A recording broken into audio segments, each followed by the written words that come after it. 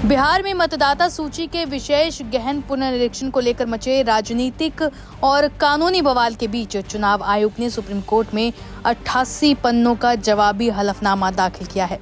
आयोग ने एसआईआर प्रक्रिया का बचाव करते हुए कहा कि ये पूरी तरह कानून के अनुरूप है और इसका उद्देश्य मतदाता सूची की विश्वसनीयता को बहाल करना है।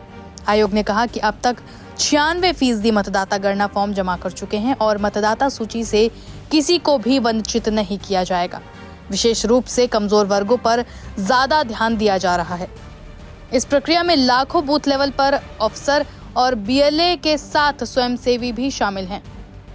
इलेक्शन कमीशन ने इस पूरे मामले को लेकर याचिकाकर्ताओं के आरोप को बेबुनियाद बताया है। आयोग ने कांग्रेस, आरजेडी, तृणमूल कांग्रेस, एनसीपी, सीपीआई, शिवसेना समेत कई विपक्षी दलों को निशाने पर लिया। दरअसल इन सभी विपक्षी दलों ने 24 जून 2025 को जारी आदेश के खिलाफ सुप्रीम कोर्ट में चुनौती दी थी।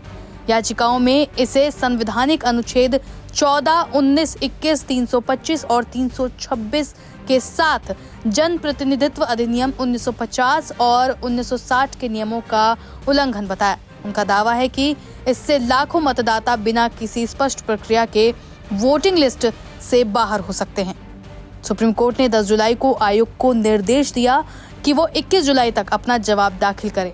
अब इस मामले पर अगली सुनवाई 28 जुलाई को होगी। Aim right, achieve big. At KR Mangalam University, we provide you the platform to turn your dreams into reality. At KR Mangalam University. हलफनामे में ये बातें अहम। 90% मतदाता पहले ही गणना फॉर्म भर चुके हैं। ये सुनिश्चित किया गया है कि सूची से किसी को भी वंचित न किया जाए। गरीबों, हाशिए पर रहने वाले सभी लोगों पर विशेष ध्यान दिया जा रहा है। आधार को 11 दस्तावेजों की सूची से बाहर रखने का भी बचाव किया है। चुनाव आयोग ने कहा कि आधार अनुच्छेद 326 के तहत मतदाता की पात्रता की जांच में मदद नहीं करता। हालांकि चुनाव आयोग ने यह भी कहा कि दस्तावेजों की ये सूची केवल सांकेतिक है, संपूर्ण नहीं। चुनाव आयोग का कहना है कि विभिन्न राजनीतिक दलों के द्वारा उठाई गई चिंताओं के बाद एसआईआर सर्वेक्षण किया जा रहा है। ECI systematic voter education electoral participation का कहना है कि इसका उद्देश्य मतदाता सूची की विश्वसनीयता में जनता का विश्वास बहाल करना है। चुनाव आयोग ने सुप्रीम कोर्ट में आगे कहा कि पहली बार सभी राजनीतिक दल इतने बड़े पैमाने पर गहन पुनर्निरीक्षण कार्य में शामिल हुए हैं। सभी राजनीतिक दलों ने प्रत्येक पात्र मतदाता तक पहुंचने के लिए बीएलओ के साथ मिलकर काम करने के लिए 1.5 लाख से अधिक बीएलए नियुक्त किए हैं। चुनाव आयोग ने कहा कि याचिकाकर्ता जो विभिन्न राजनीतिक पार्टियों के एमपी एमएलए हैं, वो साफ हाथों से कोर्ट नहीं आए। बताते चलें कि एसआईआर पर मॉनसून सत्र में खूब हंगामा हुआ है।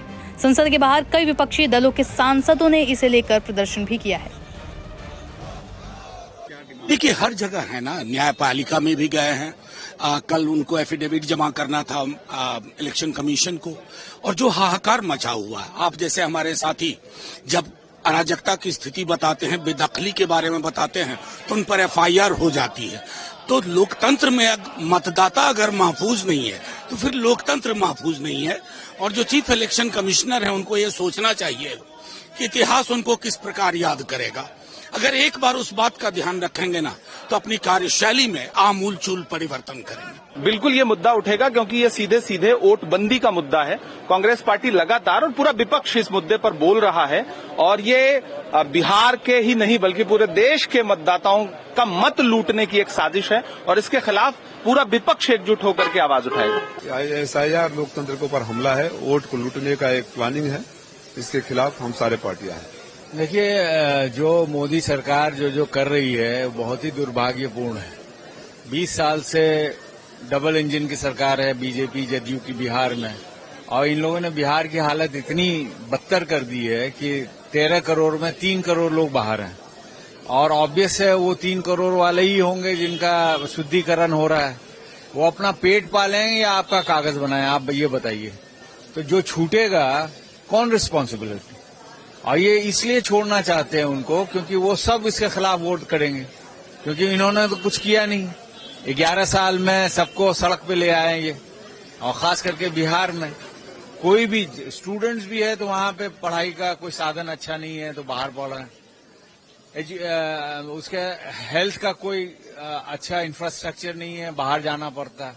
एम्प्लॉयमेंट का तो खैर कुछ है ही नहीं, जिस वजह से पूरे हिंदुस्तान में आप जहीं जाइए बिहार के लोग मिलेंगे। तो जो दुर्दशा की है तो पब्लिक वोट देगा नहीं, वोट कम से कम पड़े, इसके लिए ये रणनीति बनाई है इन लोगों ने। देखिए, हम एज एन ऑपोजिशन ये हमारा फर्ज है कि जो समस्याएं हैं जो पब्लिक झेल रही है वो सरकार के कानों तक पहुंचाएं, नहीं तो ड्रिल करें कि भाई जानिए ग्राउंड रियलिटी ये है। आप हवा में उड़ के नहीं चलेगा, है ना। विदेश में यात्रा करके आपको हिंदुस्तान की हकीकत नहीं पता चलेगी। आप यूक्रेन का वॉर रुकवा देते हैं, यहाँ आपके यहाँ 2 साल से ज्यादा हो गया मणिपुर में, उसके बारे में चिंता नहीं है, कभी एक बार मौका नहीं हुआ आपको जाने का।